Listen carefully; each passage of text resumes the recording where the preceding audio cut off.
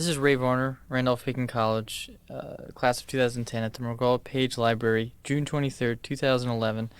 And I'm here with the Living Legacies Oral History Project, in particular the Women of Randolph-Macon Oral History Project. And the interviewee here today is Nancy Bass of 1981. Also in the room, Sarah Hendricks, Claire Stevens, and Kim Dutton, representing the library, class of 2010. All right. Hello, Nancy. Hello, Ray. How are you? Good. Just to start, how did you first hear about Randolph-Macon College? Well, I was living in Northern Virginia, in McLean, Virginia, and after I took the SATs, I received some materials in the mail from Randolph-Macon, and I had never heard of Randolph-Macon. But after I looked through it, and it looked like a beautiful campus, and I started speaking to friends and big brothers and sisters of friends, and all of a sudden all these people knew of Randolph-Macon and knew someone. Everybody seemed to know someone who goes to Randolph-Macon, and they all had very positive, good things to say about it.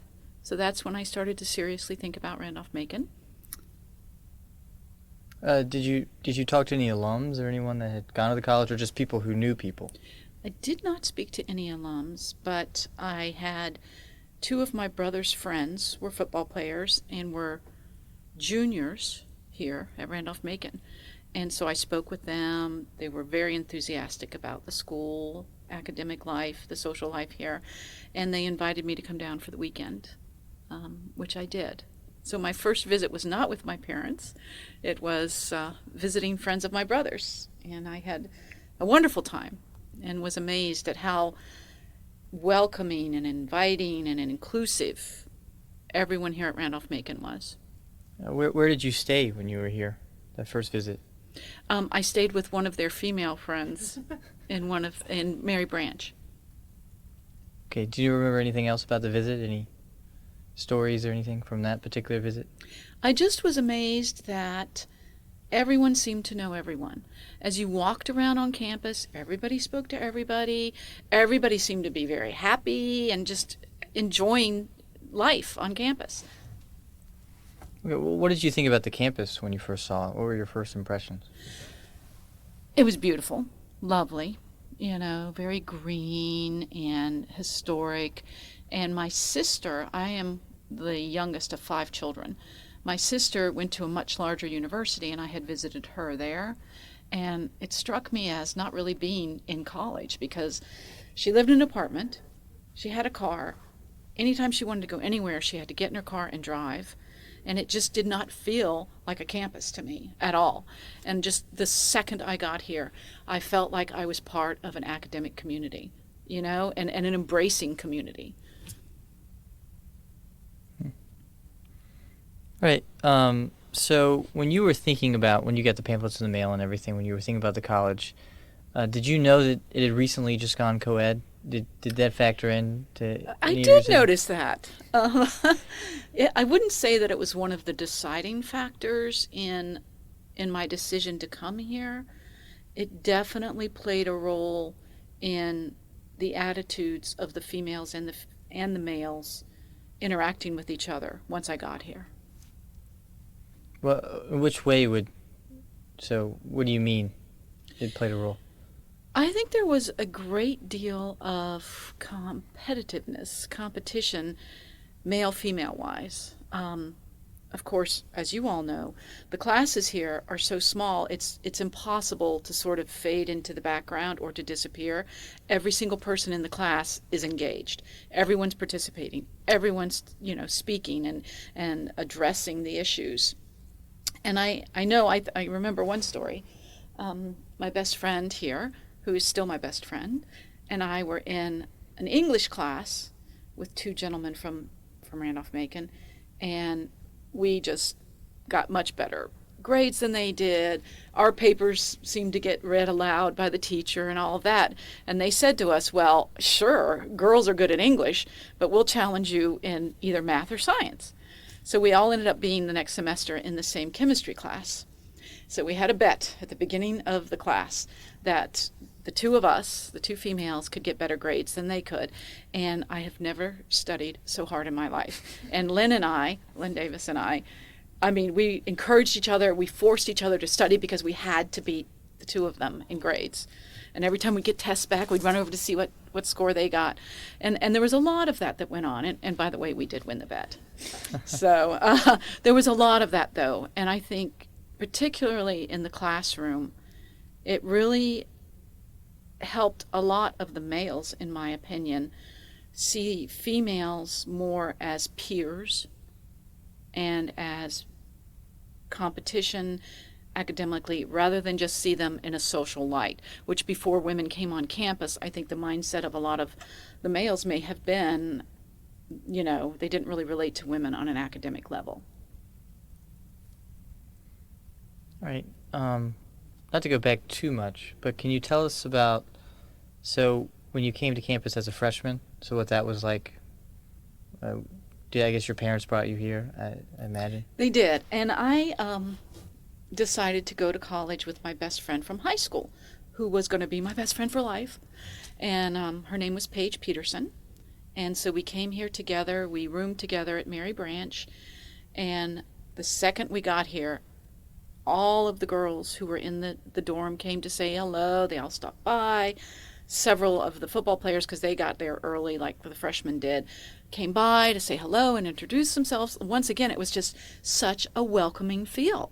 So inviting, so welcoming, and just very inclusive, telling us about, well, this is going on tonight, this is going on tomorrow night, come to this, come to that, come to this. Just very, very warm feeling. And I had never been away from home, and this was just totally, like, I couldn't wait for my parents to leave. Okay, thanks, Mom and Dad, see you later, bye-bye, don't let the door hit you. Because I was so excited and enthusiastic about starting this new life. Do you remember any of those things that you did right at the beginning? Maybe any places you went or anything like that? Do you remember any of those? I do. I remember a lot. Well, of course, there weren't too many social events that I missed. I did try to make it to every one. I never went home on the weekends because I was afraid I would miss out on something. But also, I do remember I started dating the brother of one of the girls that lived in the dorm with me, and he took me to the river. And I was not, and am not, an outdoorsy type person. So he took me out. I thought it was so wonderful that here these students could go anywhere, do anything because our parents aren't around. And he wanted to go be in nature, look at the water, look at everything. Well, the first thing that happened is I saw a snake and I freaked out. The second thing that happened was I stepped on a piece of glass. So it didn't end the way that I had hoped, but I still was left with the impression that these people are so much more well-rounded. I grew up in McLean, Virginia, and didn't appreciate nature as much as I started to once I came here. What was your orientation like? So I guess you went through orientation, right? Or do you remember anything? I was with Paige, who was my high school friend, and we sort of just, we came, and probably our eyes were wide open because everything was so new to us, and we just couldn't wait to get started. We couldn't wait to start this new life because it was so totally different than we were used to. Do you remember any of the particular activities or anything that you might have done, or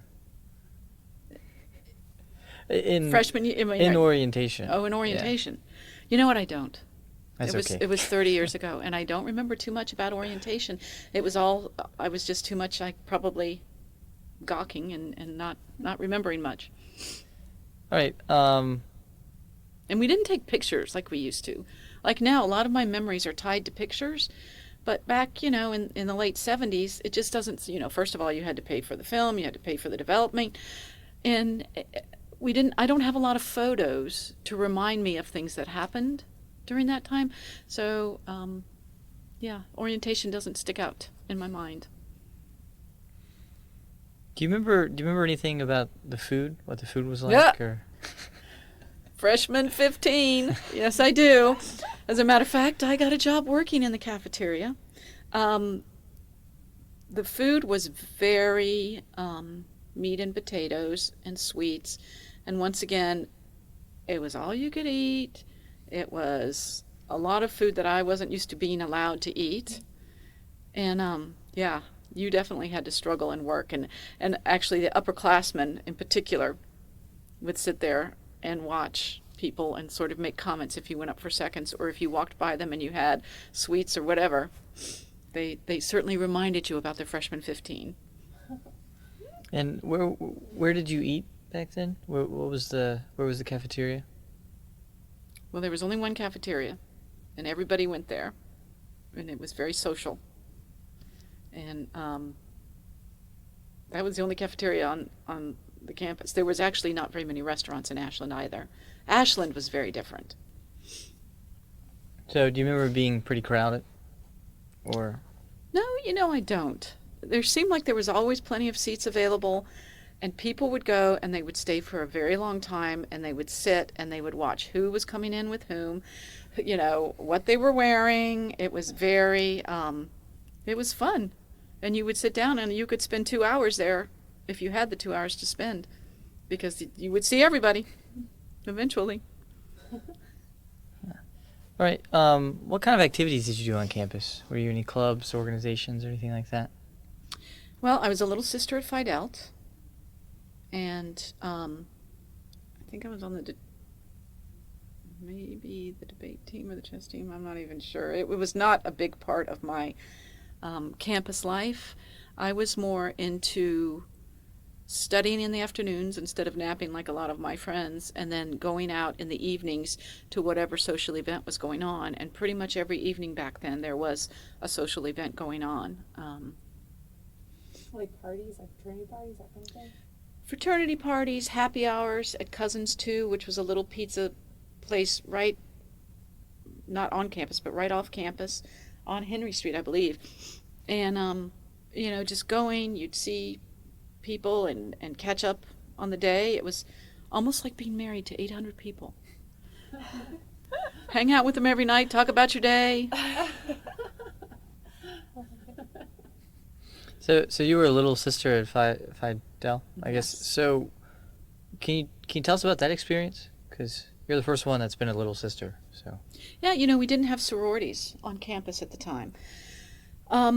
The 2 football players that had invited me down for the weekend were Kappa Sigs, and I did get invited to be a little sister of Kappa Sig, but I was dating someone who was in Phi Delt, and there was a huge rivalry between Phi Delt and Kappa Sig.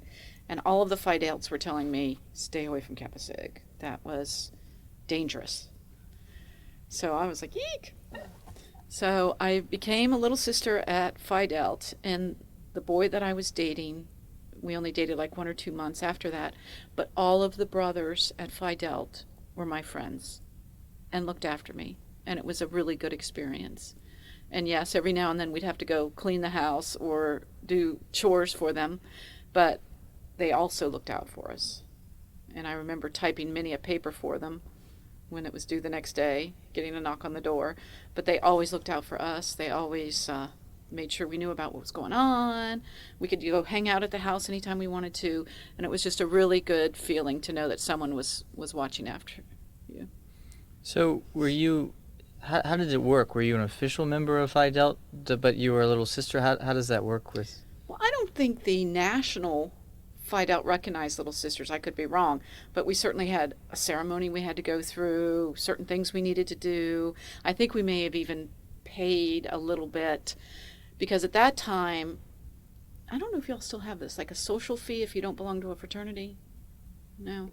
Because the fraternities complained because they were the ones that were always hosting all these parties. And people that didn't join fraternities would come to all the parties, and they were welcome to come, but they didn't take any of the financial burden of these events going on. So I think we did sort of chip in $5 a month or something like that to the social fee for them. And how many Little Sisters were there? I think there were about 15 to 20. I was just in Phi Delt. That was your group of little sisters. Yes, 15 Did all the fraternities have little sisters, or? I think KA called them Little Sisters of the South or something like that. Kappa Sig had little sisters. I don't think Phi Delt had little sisters. Does Phi Delt still exist here? Phi Delta Theta?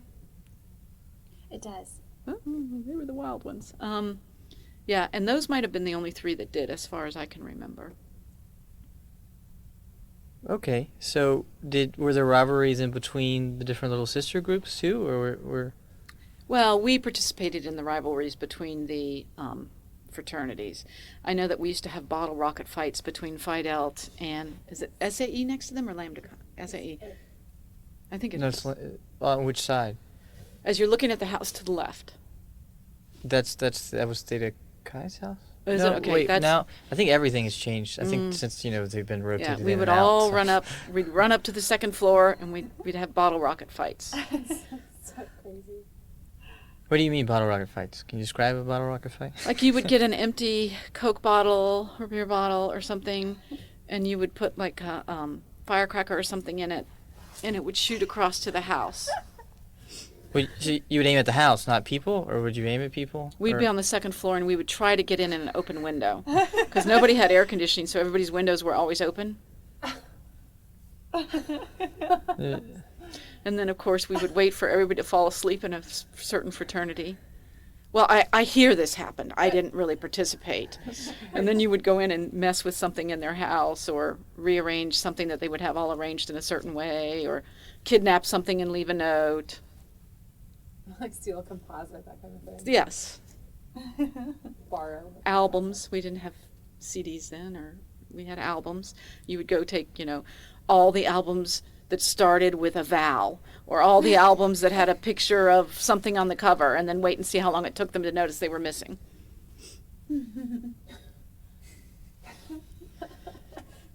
So did you, since, I mean, you were just little sisters. Did you ever think, hey, we should have our own thing, or did you ever?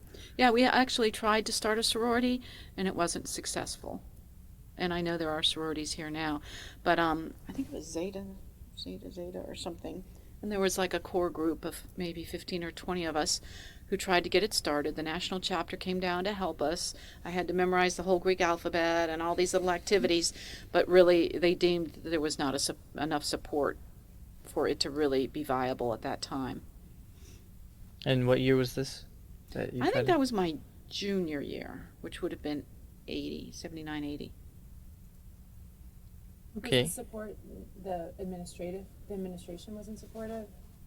Or that they didn't think they would have enough girls to... The national sorority did not feel like there was enough support from the student body Okay. for a sorority to start at that time.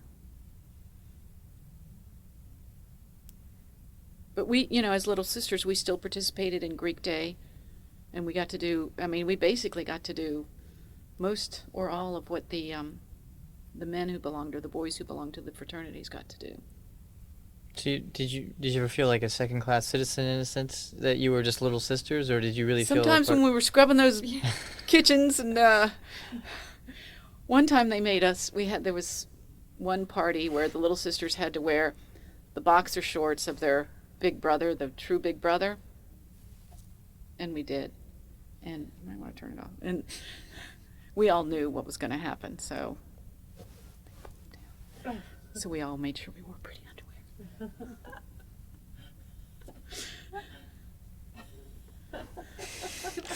I'm sure it's just like that now. Some things never change. So.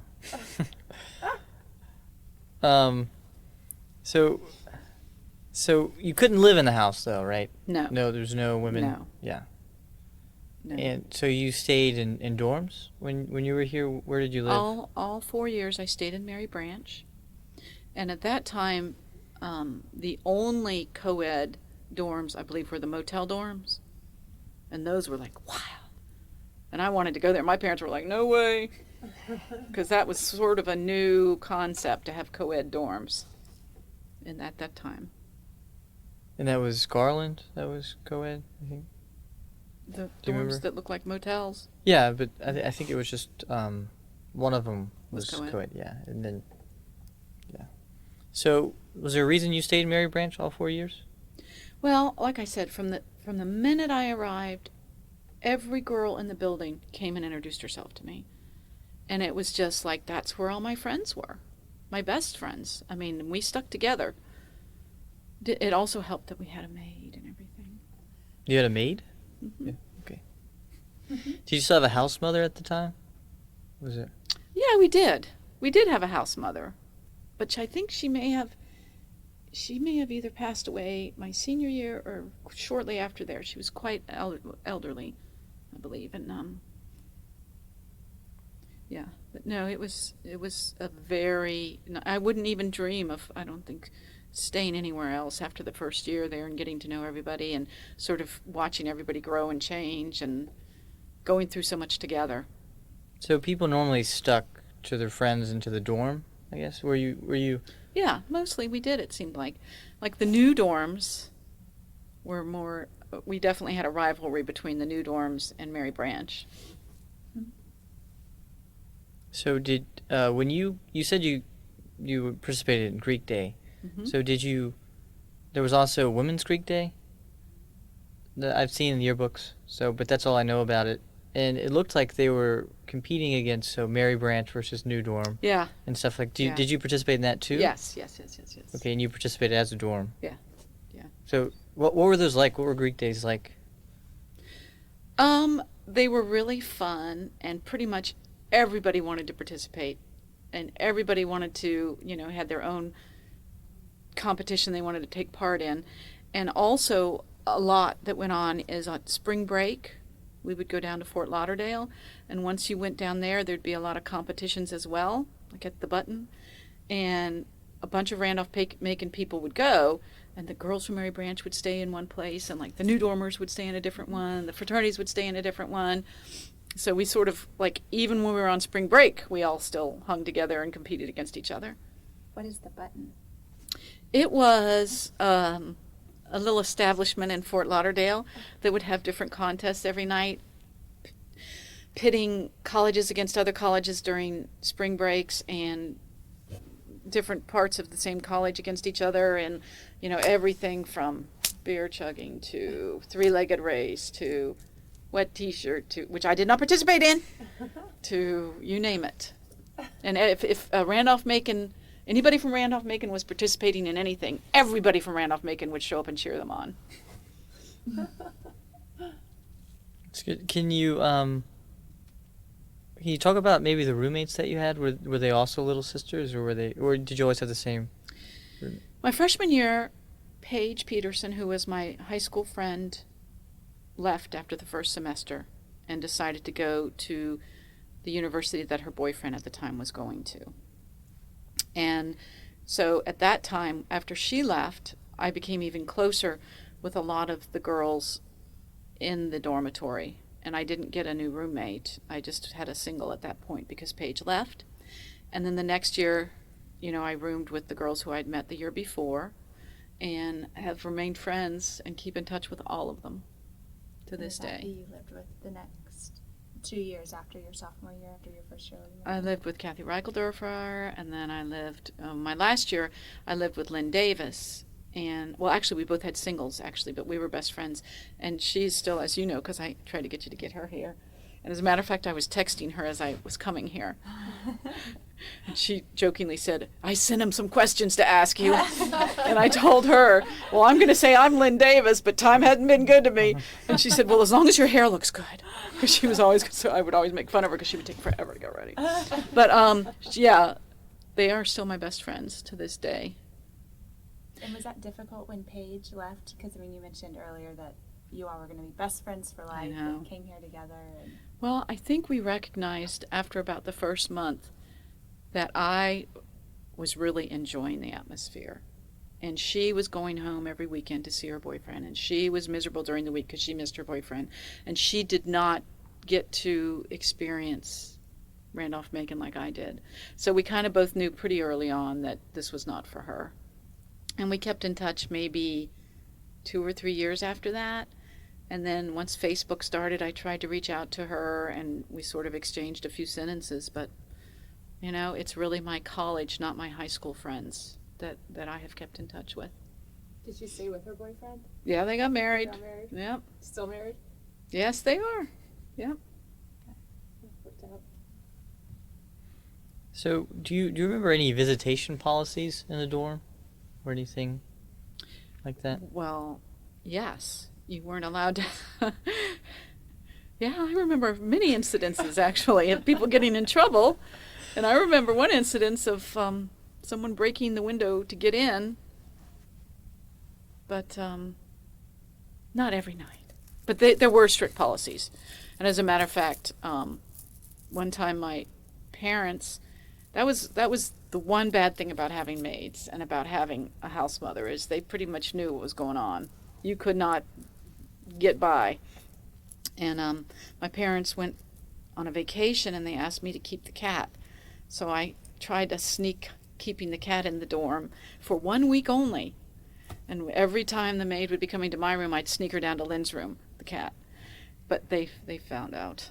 Mm. And they said, oh, I said, my parents are going to be back on Saturday, please, please, please. And they said, okay. But it was sort of the same with guys. They knew. If you were trying to sneak around, they would know. And of course, everybody knew everything anyway, so you didn't want to be doing anything that you didn't want everybody to know about.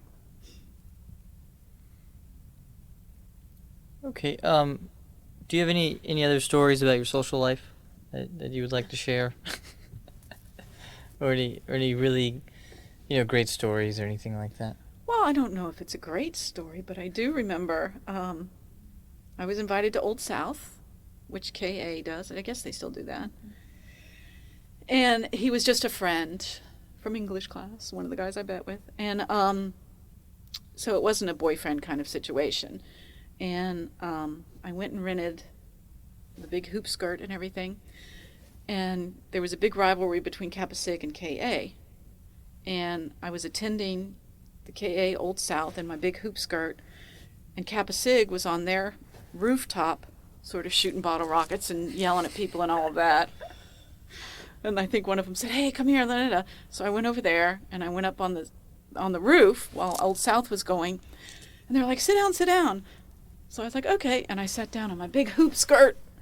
Went like that. And Lynn, my friend, was mortified. And she ran up there. She said, Nancy, get off the roof. And that was a little embarrassing. So I basically kind of mooned all of the Old South people from the Kappa Sig roof. Were there any other big events? You mentioned Old South, and then Greek Day, but any other big events each year that everyone looked forward to? Camptown races. Camptown races. Hampton Sydney was the biggest weekend ever. And it was actually always more fun when it was at Hampton Sydney than it was here, because then there was a road trip involved, and that was always fun. What would you guys do? I mean, besides the obvious. Yeah. Well, everybody would, amazingly, I think back on it now, and it's like nobody ever spent the night at Hampton Sydney that I can remember. We always drove all the way there, watched the game, and then drove all the way back the same day, which wasn't that far, but still, after watching a football game and partaking, it was not the wisest idea. But I remember going one time, and we were all in a convoy and all this stuff, and we had to stop and get gas or something, and we lost everybody. And coming back, we got so lost. And there weren't cell phones back then, and there weren't GPSs, and we were just driving around in the country going, thank goodness we just filled up with the gas, because we don't know where we are, we don't know how long we're going to be driving. But it was always the biggest rivalry, and we used to always have T-shirts printed up that would say bad things, or things that sort of implied that Hampton Sydney boys weren't gentlemen, and wear those. But that was always fun. And there were Camptown events. Do you remember those? Yeah, Camptown races were still going on, I believe. I don't have too many memories of those, but there was an event every weekend. There was always something going on. All right. Kind of switch to academics. So Good.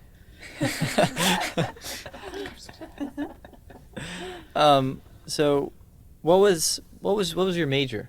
Psychology. So how did you decide on that?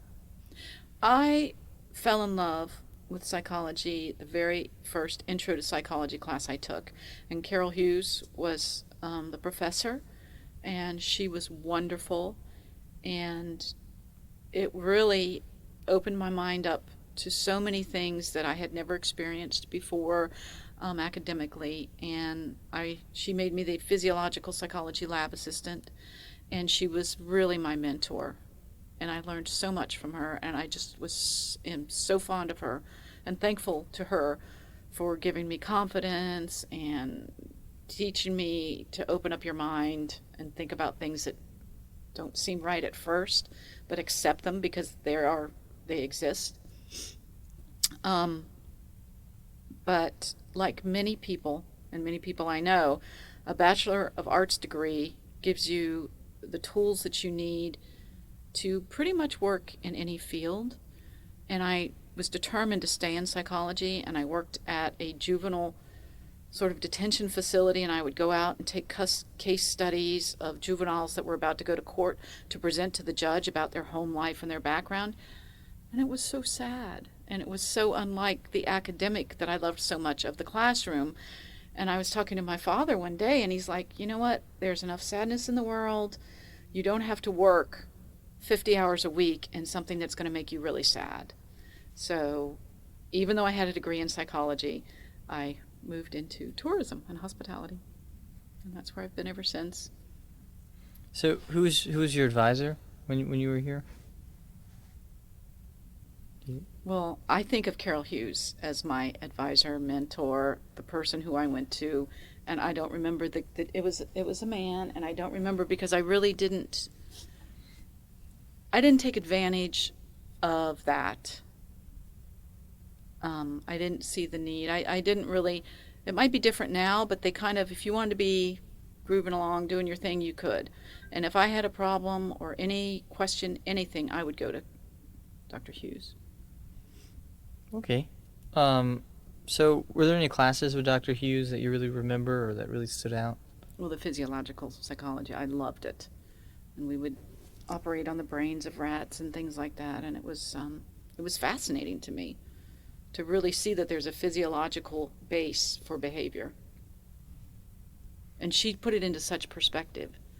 And she made me think about things, that I would never have even thought to think of.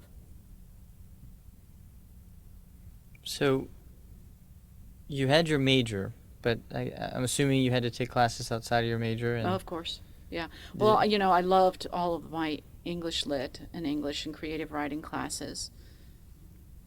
Dr. Gray was wonderful and made you really appreciate, because he knew so many people from the literary world, and he could tell stories, and he put a face on literature, and I loved it. Do you remember any of those people that he would talk about? Or that he knew? I believe that he knew Somerset Maugham and maybe T.S. Eliot, or Of course he- T.S. Eliot to campus. yeah, he would tell stories. He might have even known. I don't know. He knew a lot of people, and if he didn't know them directly, he knew stories, personal stories about them, which really brought everything to life. And of course, like I said, the classes were so small, you truly did get engaged. There was no way you could sit in a classroom and doze off or not participate, because they're in your face. Dr. Gray in particular, I think, was known for being social outside of the classroom.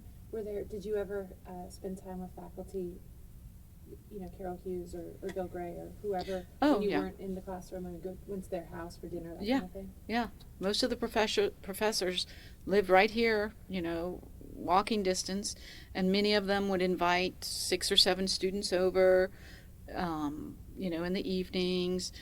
Dr. Gray attended a lot of the fraternity parties and a lot of the parties that we had, and he was always interesting, and students would gather around him, and he'd tell more stories that he couldn't tell in the classroom. And he was a fascinating man, and he really warmed up to students and made us all feel like peers with the faculty a lot of times. Even though in the classroom it was different, you really felt like you could get to know faculty on a more peer level. So were there any other faculty members that would show the same, sentiment? Well, I know my one of the boyfriends I had, Jim Clark, I think he was very close with, I think his name was Dr. Acey. So I attended some things at his house with Jim, and my creative writing professor was wonderful too, and very encouraging. And he would sometimes, like if he liked a story that you wrote or something that you wrote, he would say, outside of class, let's talk about this a little more, and invite you to come to his office or to his house, and you could sort of talk about where your perspective was on the story, and this is what I got from it. Is this what you meant? And something that you wouldn't want to do in the classroom because it kind of would waste everybody else's time, but you really got one-on-one attention and experience and intelligence and just wonderful times with the faculty. Do you remember any of your PE classes you had to take, or?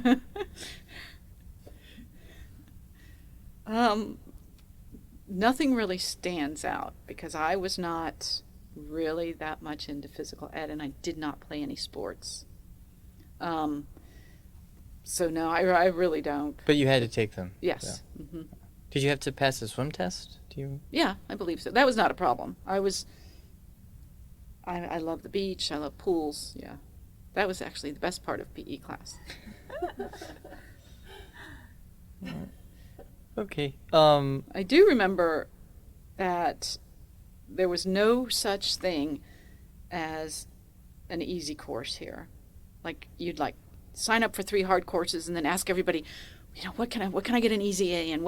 And even PE, there was no class that you could just sort of ride along in. There was no such thing. I tried for 4 years to find a class that I could get an easy A in, and there was no such thing. Because a lot of places you hear PE isn't, easy. There was nothing here was easy. You had to work. Were there any professors that had a strong opinion about the college going co-ed? Not that they would share with us. It was very sensitive, and I think that all of the staff and faculty were sort of tiptoeing and walking on eggshells to make sure that they did not let any opinion come through on that. But I'm sure that they did. How did you feel as being a woman in the classroom? Did you feel like they had opinions, or? I didn't feel it from the faculty as much as I did from fellow students. And I think at that time, a lot of the boys that came to schools that had a history of being men only came from high schools that were men only, boys only. And I think they don't get an opportunity to see women as, they only see them as their mother, caretaker, somebody that should clean and wash, or someone social or to date. And I think a lot of them were kind of in culture shock that all of a sudden they were competing against girls, and girls were winning in a lot of it. And that, especially if a class had a bell curve, they would get really mad if we threw that bell curve off and we got 98s and that made an A be 95 instead of 94. They weren't happy about it. And they were very vocal about it. They didn't mind. They didn't have to be politically correct.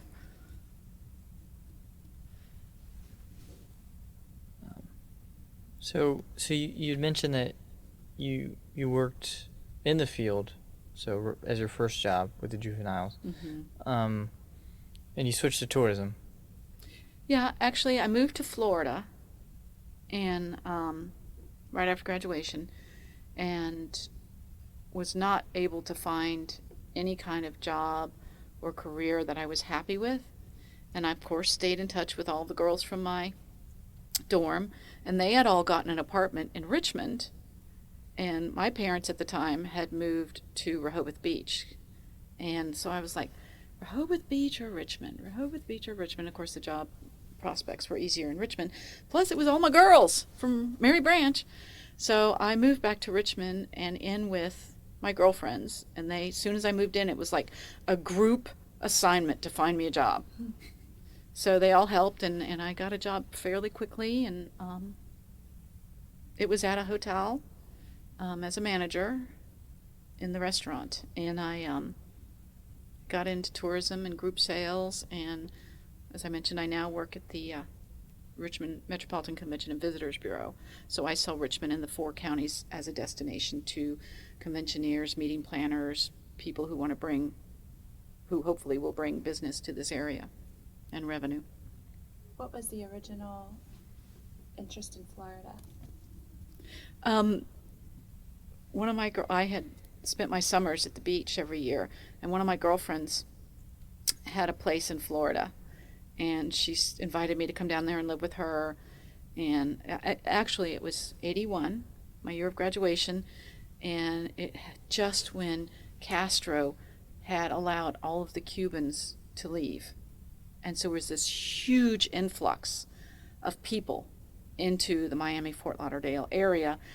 And the jobs were very, very scarce.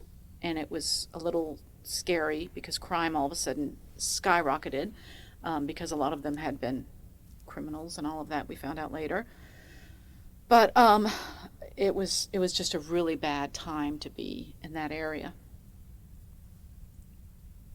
But my girls from Mary Branch saved me. And I moved to Richmond, and I have been there ever since. And I love it so much I represent it. So how have you stayed in contact with the college after all this? Randolph-Macon is so good at staying in touch with their alum. I mean, much better than I have. Of course, my husband, my sister. I have so many people that went to larger universities, and the only time they hear once a year, and it's to get a donation. I hear from Randolph-Macon, the Randolph-Macon Women Macon Connections, the Richmond, Randolph-Macon alumni group, the college itself. I mean, I just hear from Randolph-Macon quite a bit, and it really is nice, and it really makes you feel like this was not a 4-year commitment from the college to me. This was a lifelong commitment from the college to help you, and I think I mentioned to you earlier, it has helped me in my career. It has helped me get clients. It has helped me open doors. And it's because as soon as you meet someone who went to Randolph-Macon College, you feel like this bond, like even a closer bond than a big university would have, even though we didn't have a huge team that played, NCAA or anything like that. You still have this spirit that sticks with you.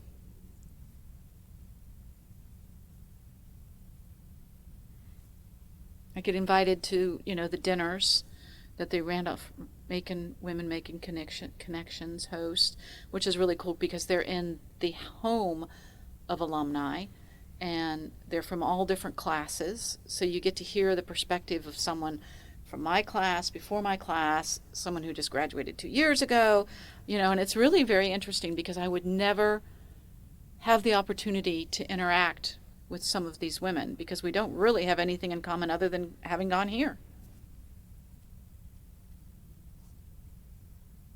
If you have any questions. Yeah. Do you have any memories of the college president when you attended here? It was Cabell, and he would host, I think once a year, an event at his home, which I thought was really nice. Well, I think what he did is he hosted probably many of them, but I would get invited to one, and there would be like 40 of us there, it seemed like. And he was very nice. I didn't really interact with him that much. My really main point of contact with the faculty and staff was Carol Hughes. Did you keep up with her after you graduated? No, shame on me. I didn't. And actually, I've only been back to Randolph-Macon twice, to the actual physical location. Once was for a homecoming, and once was to bring my niece here to show her the college as a prospective student. But I have felt very connected to Randolph-Macon because I have kept in contact with everyone I went to school with. I, get the newsletters, I read about it. I at least once a month, I run across somebody who went to Randolph-Macon. Of course, through the Women of Randolph-Macon College initiative, one of the main reasons for creating that was because we do feel like there are women just like yourself who remain connected, attend various events, but don't necessarily come back to campus. And, if you're looking at it, you have been attending events and have been supportive of the college, so you have stayed in touch in that way. But in looking at it for many women, we've sort of lost contact as a whole. And do you have thoughts on why that is? For yourself, you have remained in touch and live in Richmond, and I guess it's surprising to hear that you've only been back to campus twice. I know, isn't it? Well, I know my girlfriends, a lot of them are, geographically, it's just not a priority, especially when you start to have kids. And, it seems like we're all so time impoverished that when we have time off or when we go to a social event, it's to see family, and if you're not close by here, even if you're in Virginia Beach or, South Carolina, it's not that far of a drive, but it really does not hit your top priority of a place to travel to, even though you'd love to see all of them. The people that were really close with you generally, especially now with Facebook, you keep in touch with. I guess that what the nearest and dearest and the most wonderful memories I have of Randolph-Macon, really involve the people. And I've been kept in touch with the people who were my closest friends there. And even if I haven't spoken directly with some of the people in my class, you hear about them, you keep in touch through other people. And the actual physical of Randolph-Macon, although it was lovely and wonderful, and the best thing about it is being able to walk everywhere and seeing everybody and everybody saying hello. It's wonderful, but once you leave, you sort of leave that to the new freshmen and the new sophomores, juniors, seniors. This sort of belongs to them now. As you were sort of thinking about and driving up here today, are there stories that you had been thinking about that we haven't asked questions that hit on them that you wanted to share today? I definitely was thinking about a lot of stories. But they're really probably a lot funnier to me than they would be to you all. And like I said, I was texting Lynn, who is my best friend still today from here, saying I was coming here, and she was goofing on me and telling me things and telling me to keep it clean and telling me that she warned you all it might take a little longer than an hour. But yeah, no, it was a wonderful experience, and I'm telling you, walking in as a freshman and leaving my last day as a senior, I was a completely different person. And my job now entails a lot of doing presentations in front of large groups. And, not only presentations, but meeting with people, complete strangers that really don't want to meet with me because I'm a salesperson and that's the last thing in the world they want in their face. So, as I mentioned, I was shy when I first got here. And it really taught me to have a voice and to speak up and to don't take no and to, be assertive. And I was a very different person leaving here than when I came. If there was advice that you could give the young women who are here now, the ones who, I guess, have inherited the campus, what would you say to them? I mean, especially in the 4 years your transformation. But Yeah. And as I mentioned, I have a niece who's just about to become a freshman in college. And really, one thing that I regret is that I wasn't more involved in more structured activities like sports and some of the other clubs and things like that. At that time in my life, I was all about getting the academic piece done and then social. And I would certainly encourage and urge everyone to get involved in as many things as possible, because that's how you find out what really is a passion for you. If you don't try it, you won't know. So even if you don't think it's not your thing, try it, and it may be. So definitely get involved, belong to as many clubs as possible, interact with as many people. And the other piece of advice is definitely remember every single person in every single class will be in the working world, and you will come across them.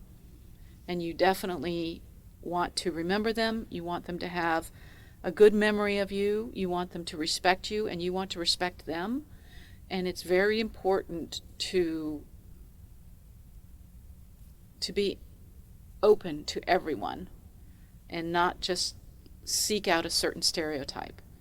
Because the whole college experience is about opening up your mind to every type of person, every type of activity, every type of academic, so that you really can find the true you and your true passions. So, would you say that that applies to both men and women, or would you have extra certainly. advice for just women, or would you think it would be the same? No, I certainly think it's important, very important for men too. I think that a lot of men have preconceived notions of what's cool and what's not cool, what's manly, what's not manly. And once you get out in the working world, you learn that those little closed-minded stereotypes mean nothing.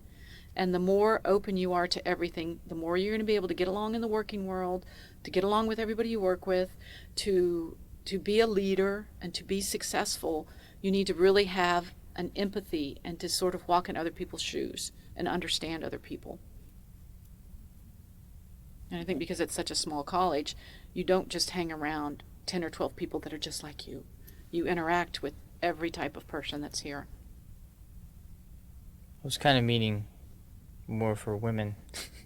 For what? For women, in a sense. So, you would say that advice would be the same for men and for women, but would you have any extra advice just for women? Oh, just for women? Mm-hmm. Remember everything you do. Everybody knows about. And I remember conversations in the dorm between girls, and girls saying, why does so-and-so treat you with respect and speak to you, and why does this whole nobody even acknowledges me or speaks to me, or blah, blah, blah, blah. And someone saying one time, and this stuck with me, the way you're treated is based on two things: the way you treat people and the way you behave and act.